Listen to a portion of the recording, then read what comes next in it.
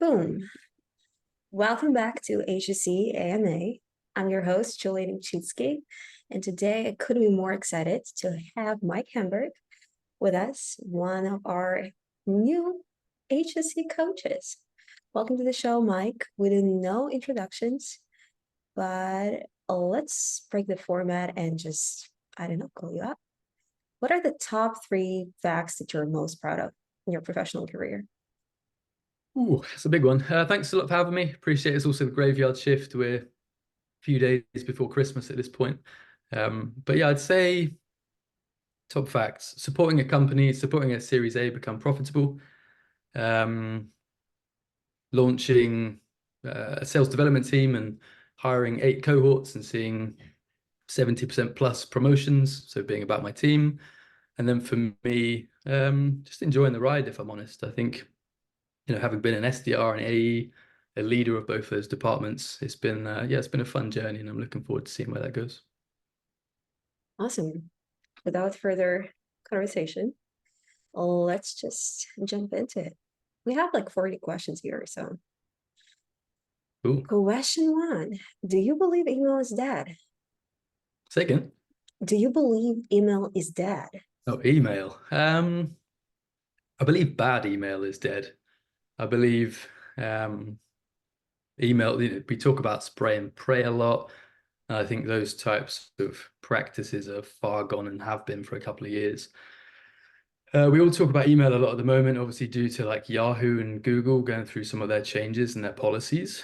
But I think what I like about it is it actually challenges us to just be more professional. We've got the pressure from a higher power that kind of dictates that actually to be successful in what we do, we really do have to start caring about messaging and caring about personalization and caring about relevant messaging and that sort of stuff. So I don't think it's dead. Email's never going to go away. Email's a core channel and has been since the 60s. And I think what it really means is it allows us to just up our game again and go at it. I think there's some really interesting tools that support AI within email. A big one for me, which I've recently been toying with, is GenBD, which is an email tool which, yeah, it kind of blew my mind. I won't pitch it too hard, but I definitely recommend people to check it out and see where the future of email at scale could be. There's me breaking the format. Oh, what's in your GTM stack, Mike? It's lean. It's quite small. If I look at where I was previously, we had, I think, 48 different tech products. The challenge with that was you could never be a master of any of it. You'd always be very mediocre at maybe some of it. We always care about building a really solid CRM platform and then building on top of that. So I'd say sales engagement is obviously critical. Then also caring deeply about data providers. I think when we look at things like cold calling, you're only really as good as your list, the quality of your list, and you'll live and die by it. So making sure you've got at least, I'd say, 2 data providers. And then outside of that, just really focusing on the fundamentals again. There's a lot of bells and whistles, and I think certain things come and go. Like, for example, video, to be honest, is not something I've ever had teams massively leverage in the past, apart from using LinkedIn or like native video. But at the same time, what it allows us to do is have scope each year to invest in one experimental product without it becoming too overpowering and distracting. I think that if we focus solely on why we have a tech stack, it's about solving the problems we face. We rarely have anything in our tech stack that goes away from the business case of what we're trying to achieve. I think when you do that, it dilutes the focus of the team. And then in doing so, means that their efficiency is down and they're not focusing on the right things. So I guess to encompass that question, we always keep our tech stack as lean as possible. Makes sense. I'm always in this kind of dilemma. Should I read the names of the people or should I keep it anonymous? Let's keep it anonymous. What criteria do you use to stop prospecting a prospect? Say again, what criteria? Do you use to stop prospecting a prospect? I just have to read. Okay, what criteria? As much information as we can get, right? So it's going to be, I wouldn't be taking too long if I'm doing prospecting on each individual person because you're kind of trying to do it at scale and you're against the clock. But I'd be looking at clearly what type of roles are people in. I'll be looking for something to hook them. I'll be caring about what is important to them. and then deeply looking at their role and responsibility and then trying to target my message towards that. The question is maybe not 100% clear and my answer is a bit foggy, but hopefully that answers it. What was your biggest mistake in sales? My biggest mistake in sales was probably thinking that people know how to buy. And what I mean by that is as sellers, we spend 40 hours a week selling. It's what we do day in, day out. As a prospect, you're probably only spending 5 hours, less than 5 hours a week buying. And I think it was so easy in the early days to think that prospects knew who was in their buying group. It was very easy as a seller to assume that stakeholders, even if they're in the same team, have worked together before. The amount of times that would catch me out and I'd realize that actually this stakeholder call that I've set up, there's 10 people on it and 5 of them have actually never worked on a project together before.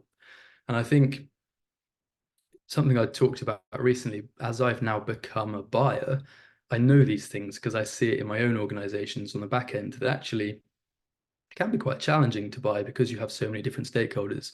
It's difficult to see and understand the priorities of each people in that buying group. And I think definitely earlier in my career, I didn't realize that. I didn't have the context of the back end. And I think I made some mistakes there.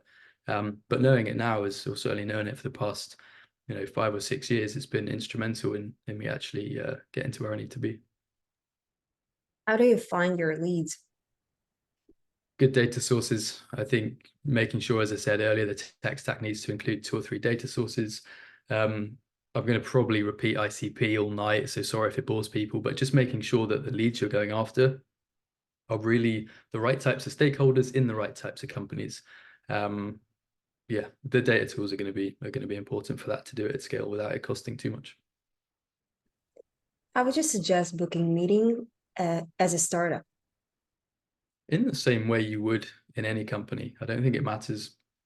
What I mean by that is you've clearly gone out to solve a problem. It doesn't matter if you're an enterprise company that's been around for 50 years or if you're a brand new company. As a startup, and let's just say it's maybe pre-revenue or extremely early, is I'll be going out to my network of companies that I've worked with in the past, maybe where I was an employee. I'll be going to companies people in my network who have the problems that I can solve, and I would just start there and I would try and scale that and I would try and compound that. Yeah. Next question. How to ensure we move from the discovery to the demo and down the sales process?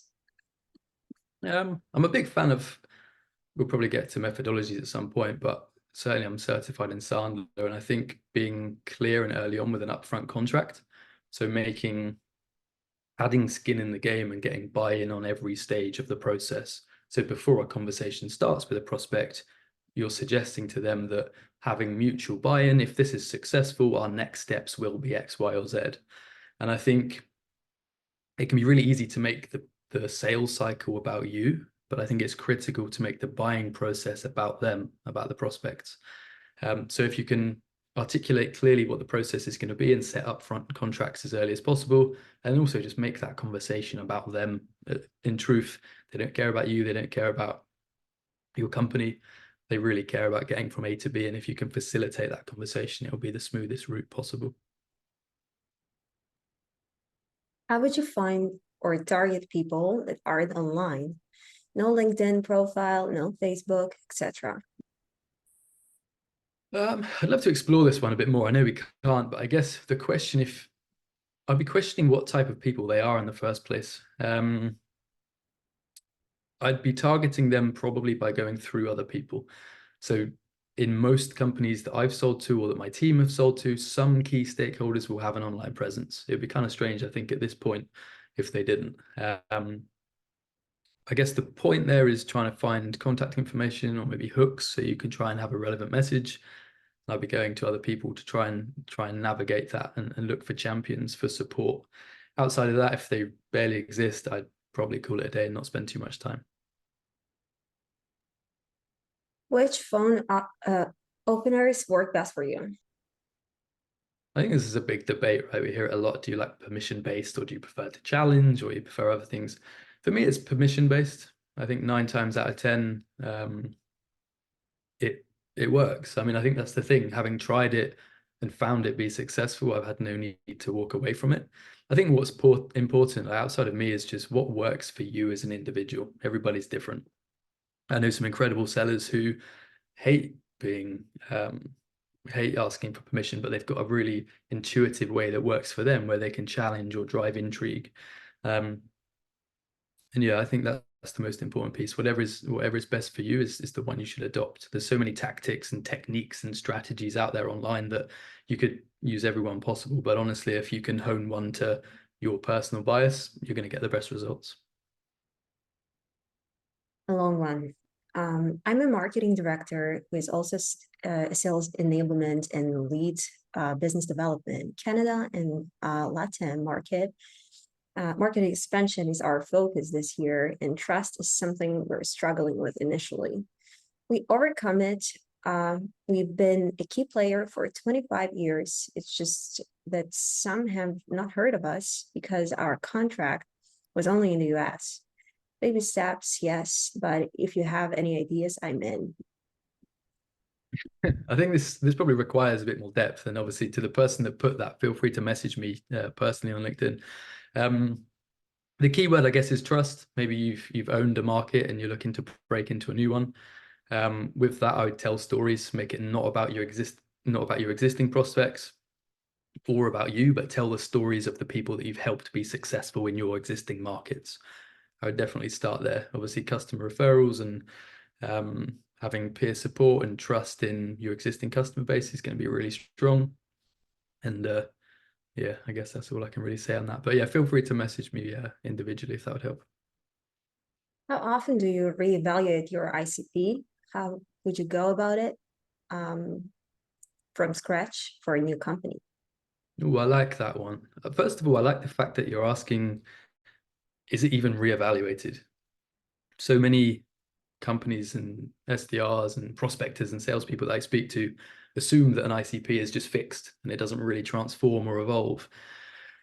It's hard to put a time frame on it. I think for us, we do it kind of periodically when we see certain tells in the market. Maybe if we can see that when we're doing evaluations of the customers that we're closing, if there's a particular trend, maybe we're selling into the travel space and it seems to be that a high majority of our customers that are being brought in are in that space, we'll really deeply reevaluate why that might be.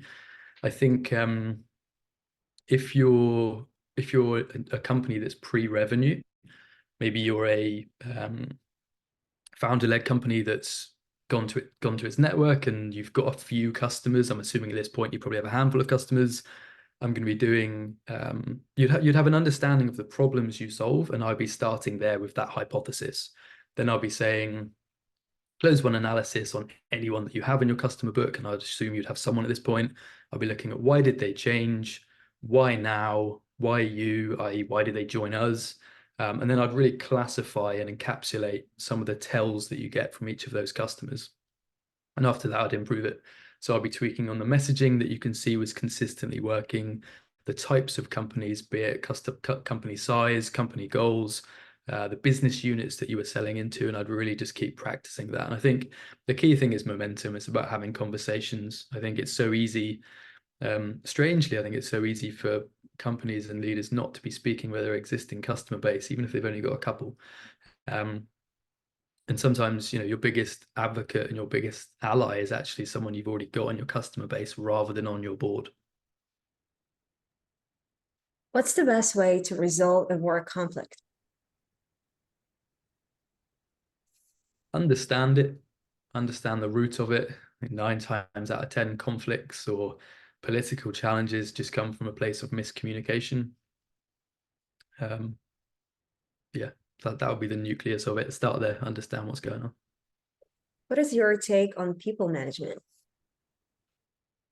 First of all, I don't think people like being managed. I think people like being supported. I think certain people like being challenged. People like being coached and mentored. And I think with that, just really understanding your people, what motivates them, why they're here in the first place. How can you as a leader get up each morning to get them closer to where they're trying to be? How do you help them eat the meals that they want to eat and allow you to join the feast as well? Do you think product knowledge is essential for sellers? Yes. I'm You going to say sent me, yes, because you're you, such a product person. you sent me the book, Build. Come Yeah, on, exactly. what sellers read that? Yeah, no, And it's true. So go on. by the way, why do you read that? Why? It was recommended by a few people I respect and I consider certainly smart, intelligent, and interesting. Um, I'm also a bit of an Apple fanboy. Obviously, I worked there, I cut my teeth there in the early days. Um, and I think, yeah, Tony Fadell's just done an excellent job of curating a really nice conversation within a really easy to read book. I'd massively recommend that to anyone. What was the question? What are your favorite books? Favorite books? There's so many. You know what? I'd actually point you to authors rather than books. I think Justin Michaels put out some good content, plug. I think as well, Daniel Pink. I think definitely a lot of it comes from heuristics and science and psychology. Also Chris Voss, a bit of a cult classic, but I obviously read Never Split the Difference. I think it was the year it came out actually. So that's been really influential. And then yeah, Build. My book of the year is Build by Tony Fadell. Also going back to your other question about the product knowledge piece. Sorry, I forgot. I just remembered it again. Um, I think product is important. I think for you to be a number one kind of top percent elite seller, any of those types of people that I've met have always had a deep understanding of product knowledge. But the thing is, what they do with it is they leverage it in their sales cycles. You can still be an extremely good seller and not actually know that much about your product as long as you know deeply about what the prospect is looking to achieve. Obviously, in enterprise sales and certain deals where you might have support, like an SC solutions consultant to come in and really support from a technical aspect where you get deeply into that product knowledge is important. But yeah, if you can understand your product, it's massively important. But I would put a knowledge of customers ICP before that. Mike, what is your favorite, I don't know, customer story? Deal you closed, deal you opened, progressed, Hmm. whatever. Um, this is really vague, but I think it's the ones where you're kind of forgotten and in the background, and it's about them and their story. So if I think of, um,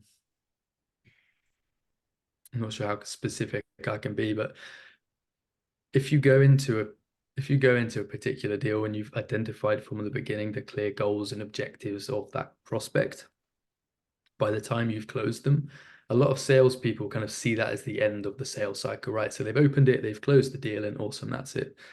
I think when you're incentivized and perhaps your commission structure goes beyond that to actually support the success of the customer once they're on board, I think is where you start to see some of the best sales interactions and sales conversations. And ultimately, the keyword here is relationships. Um, there's a few examples that come to mind, but I think just to sort of distill it, it's when you can sit back confidently seeing that you've supported that prospect achieve their goals, which especially if it's come from, say, a cold call or ultimately some sort of outbound cold prospecting where they didn't have a budget, they weren't expecting your call, they just had this itch they needed to scratch, and then suddenly you've been able to help and establish that. I think they're the ones where you feel the recognition and you feel valuable and I feel like you've deserved it. When you reflect on all those deals throughout the years, I'm just curious, do you even think about like, whoa, I had a skill gap, or I wish I knew that back then. Like, what is it? Is it a skill? Is it some, I don't know, Robert Greene stuff, politics? I think it boils down to three things. It's like attitude, behavior, and technique. Usually, if I've dropped the ball or if I've done a great job, it's in one of those categories. Um, the beauty of being in a sales org is it takes a village. So one of the things I've learned in recent years is if I've got a skill gap, lean on someone else's expertise. Maybe there's someone else in the team that's excellent at something that I'm not as strong at, or vice versa. Um, Collaborate, get them in, use them as a guest in a conversation. I think the prospects really appreciate that because there's no BS, right? You're turning up and saying, I know this is something you care about. It's not something that I personally can facilitate to the best of my ability, but this person can, and I'm going to dip that person in. I'm going to, put me in coach kind of vibe. Um, Yeah, so I think that's one of the best things about being in sales, right? The team aspect, and I think these days there's a lot more collaboration, and that really supports everything we do. Which role did you thrive in the most? Hmm. I don't know. I've been asking myself that quite a lot recently, if I'm honest. I think it's about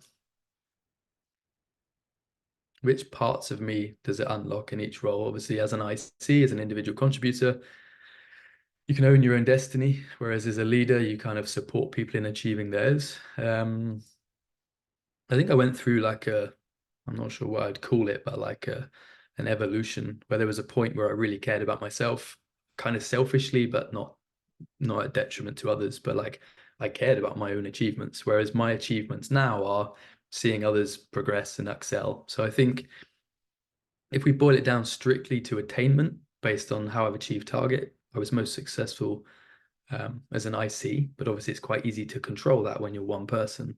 If I reflect that onto what I've achieved as a leader, my team and I have still smashed numbers, but the biggest thing that stands out for me is actually how many people are promoted through the org, how many people start with no sales experience, which then I can support, coach, and mentor to then see them do, 250% of the number or be promoted within 12, 18 months, and then go on to do much bigger things and also bigger things than even that I did in my past. So yeah, there's a lot of benefits in both types of roles, but it's really from completely different angles.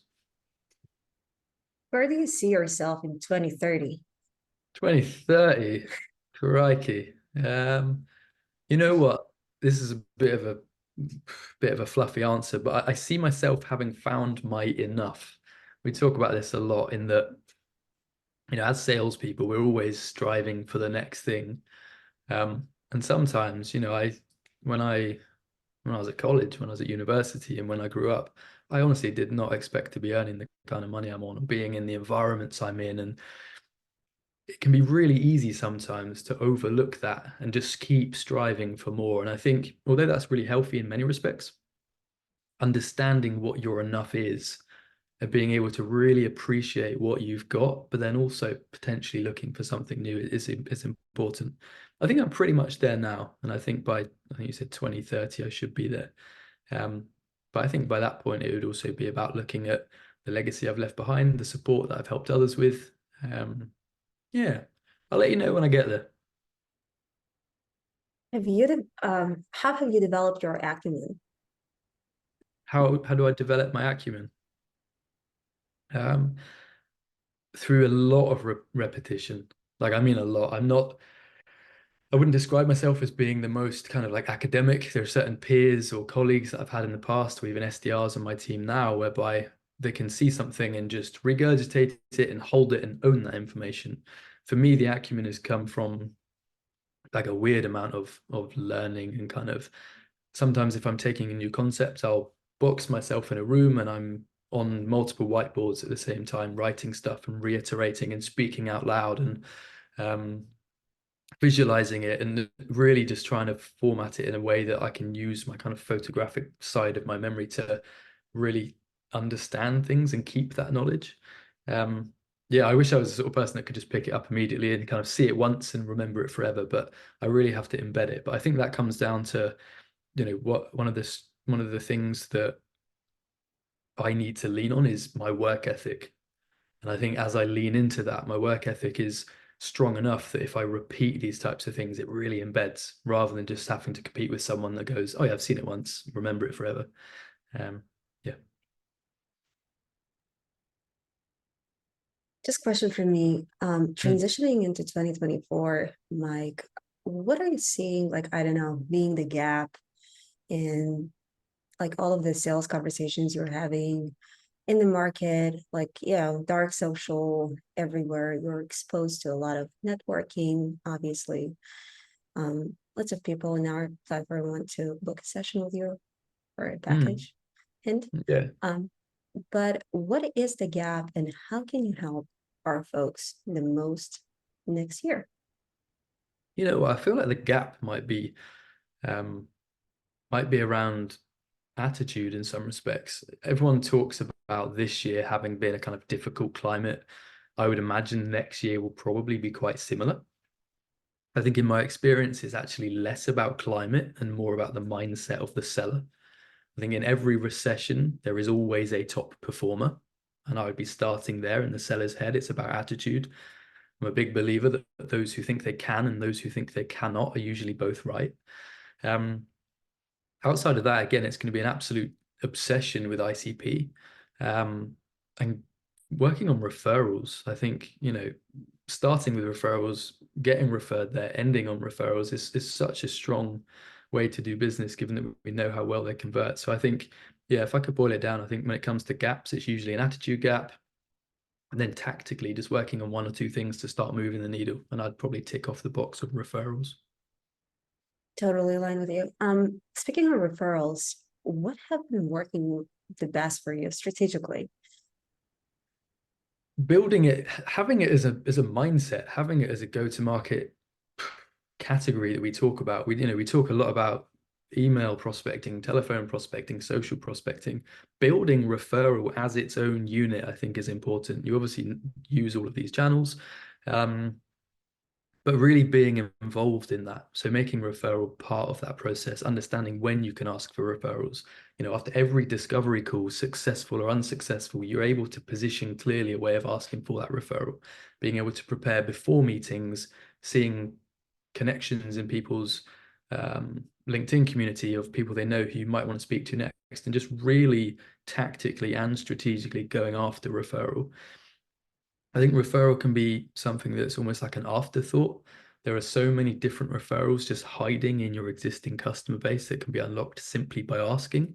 And I think sellers can start there and they get excited and they ask a couple of people and they get a no. But the thing is with referrals, you probably have to ask 10 times to get one referral. But that referral, the rate of conversion is so much higher that it's just worth it in every opportunity. So I guess to put that into a bit of a nutshell is build your strategy around referral. Don't just make it a keyword. Don't just make it something that you kind of reference or mention.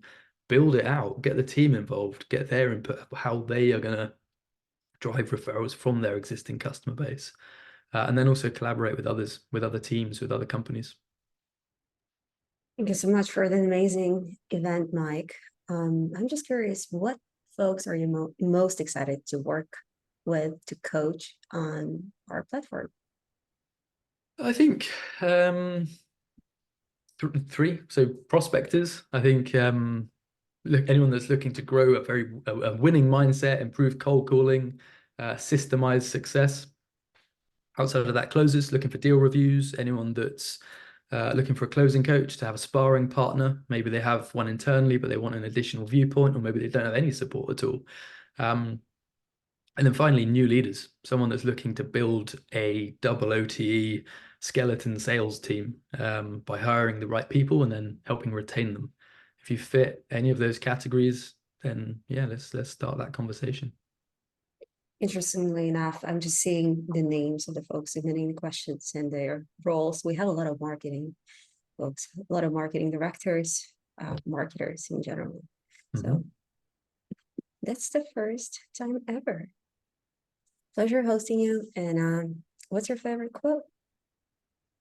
My favorite quote, I think I dropped it earlier, is those who think they can and those who think they cannot are usually both right. I think the mind is extremely powerful.